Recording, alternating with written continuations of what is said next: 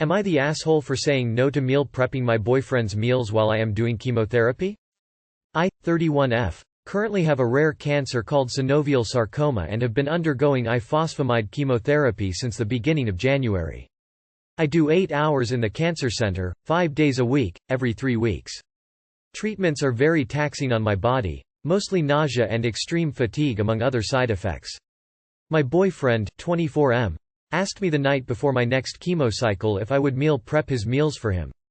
I was hesitant and didn't want to flat out just say no because he is very sensitive and starts arguments often, so I said it would depend how I feel, but I thought it would be better if I did it in a week and a half when I felt recovered from this chemo cycle.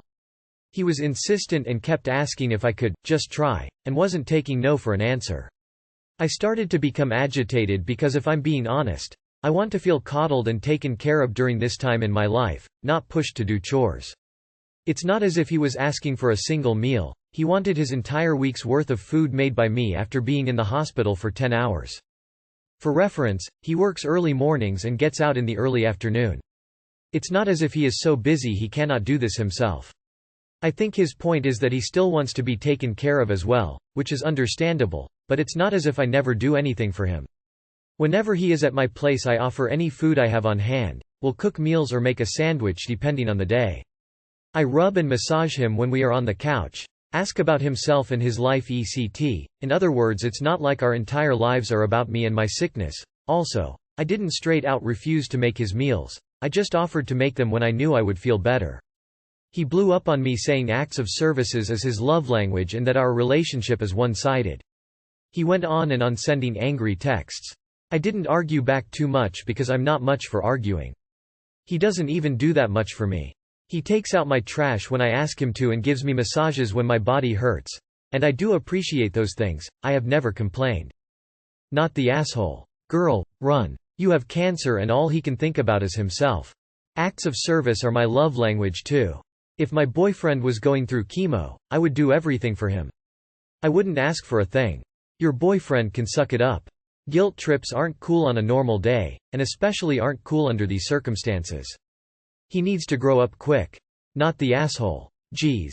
Not the asshole. I have cancer, and am undergoing one of the most debilitating medical treatments possible. One that literally kills people. Okay. Why don't you go prep a week's worth of meals for me while I sit around the house? If you don't love me. Is he really fucking being serious? I am actually second-guessing myself about whether this entire post is satire. That's how fucking ridiculous this is. What in the hell are you gaining from this relationship? You're fucking getting chemotherapy for cancer. You have more than enough on your plate and he can fucking well prep his own food. He's got no heart. Not the asshole. Not the asshole. Your boyfriend is absolutely right that your relationship is one-sided. You're the only one putting in effort. Dump him and concentrate on you. Cancer isn't just a physical battle, but a mental and emotional one as well. You don't need his bullshit on top of everything else. Am I the asshole for showing favoritism for my daughter and financially hurting my son?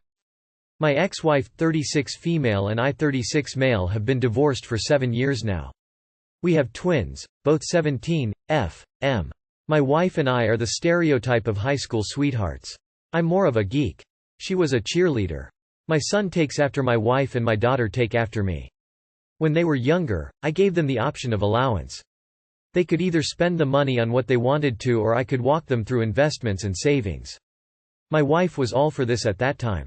We explained that they each have a set amount of money that we have put away for future schooling as well as a car fund. At first, both of my kids decided to invest it, and I started to show them how to and the risk involved. My son put his into a very risky investment, against my advice, and ended up losing it and decided not to do it anymore, within a few weeks. My daughter started off rough but quickly got the hang of it. Playing with different investments and companies. She has been in the positive most weeks. The issue is that due to this, my daughter has saved up more money than her brother. She also likes to spend most of her time over at my house versus my son over at my ex-wife's house. My daughter's interests are more minimalistic when it comes to most things and does not spend a lot of money. She will when she finds things she likes. She is not into fashion, rarely puts on makeup, when she does, it is very light, bought a used but nice car, etc. They just got their acceptance letters for college, and she will be able to pick any of her choices due to grades and her savings plus our contributions. My son, on the other hand, spends most of his money when he gets it. Always has new clothes constantly, bunch of shoes, bought a new, very expensive car with payments, goes out all the time, and spends everything he gets. My son is upset because he can't go to the college he wants because he would need to get a loan, and with what I make, he doesn't qualify for much. My ex says I need to stop favoring my daughter and financially hurting my son and just paying for his college. Among other things. Her and her side of the family are all calling me an asshole for not paying, because you easily could. I told them that they had a choice when he was younger and he didn't listen. I also pointed out the fact that if he had saved his money, he would have also been able to go where he wanted. He needed to get a job to cover costs if he wanted to go. And life was about choices. Too long did not read. My daughter is more like me, a geek. My son is like my ex-wife, popular and materialistic. Gave them an allowance and the opportunity to invest and save. Only my daughter did, and now my son and family are mad that I'm not giving him more money and favoring my daughter. Early ETA. I did keep asking him to try again throughout the years.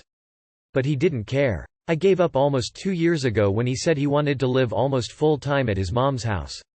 We had an argument that made me back off. I didn't just stop and drop it when he was really young. Edit 2. We did not give him his college fund. He has enough money in his college fund that he van attend a community college for 4 years or a good college for 2. Nothing fancy or big. The money that was invested was allowance. Or spare money. My daughter would use B-day money, Christmas money, allowance, or any extra chore money. I am not bragging, but I could send them to the best colleges for as many years as they want. And fund their lives comfortably. AITA. You are the asshole. I doubt this will be a popular opinion, but I think you're the asshole in general. Right now you have a choice of helping your kid get a start on his adult life and you're using it to make some sort of ideological point instead of helping him. Yes, we can say that the actual child should have made better financial choices. But right now you're going for the win. The kid like you is the winner while the one like your ex gets to work.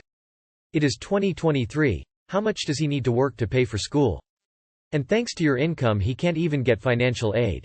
Make it up to your daughter, but help your son succeed in life by helping him with college. It seems like you can afford it, you just want to be right instead. You are the asshole. You set him up to fail. You were a crappy parent allowing a child to make adult decisions with no safety net.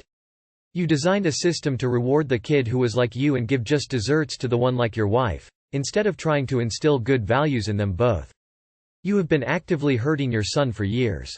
If they are making bad decisions that require adult approval like car loans and investments, then you are making bad decisions. If he is spending money unwisely, stop giving him free money instead of holding it over him later. It's a shame you can't just divorce your son. It looks like you found the next best way to permanently hurt him. How the fuck am I reading so much NTA? Do some math. He gave up convincing his son 2 years ago, at age 15, after trying, throughout the years. Meaning he did this when they were 10–13 years old? He tried to make 13 years old into investment banker, let his son sink money, and expected them to have knowledge about the long-term financial consequences. They were children and Op is blaming his son for making wrong financial decisions. Again Op is blaming his son for having made wrong financial decisions at age 13 or less. You are the asshole.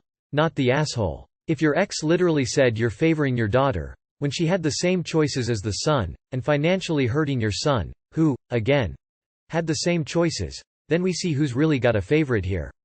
Had the tables been turned, I suspect she wouldn't be as concerned about the daughter who's not as much like her. If mom and her side of the family wants to subsidize her favorite, then they are free to do so.